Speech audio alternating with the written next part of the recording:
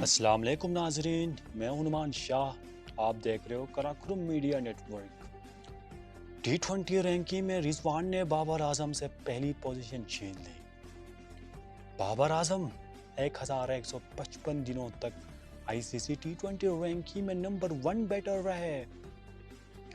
اس سے پہلے رضوان دوسرے نمبر پر موجود تھے۔ قومی کرکٹ ٹیم کے وکٹ کیپر بیٹر محمد رضوان نے T20 رینکنگ میں نمبر 1 پوزیشن حاصل کر لی۔ محمد رضوان کے پوائنٹس کی تعداد 815 ہو گئی ہے، جبکہ بابر اعظم 794 پوائنٹس کے ہمراہ دوسرے پوزیشن پر آ گئے۔ بابر اعظم نے ICC T20 رینکنگ میں 1155 دنوں تک نمبر 1 پوزیشن پر بادشاہت برقرار رکھی تھی، جو ایک ورلڈ ریکارڈ ہے۔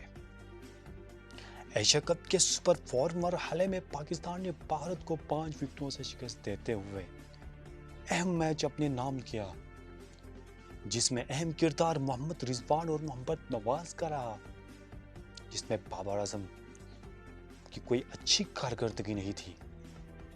محمد رضوان نے 71 رنز کی بہترین اننگز کھیل کر قومی ٹیم کو جیت میں اہم کردار ادا کیا۔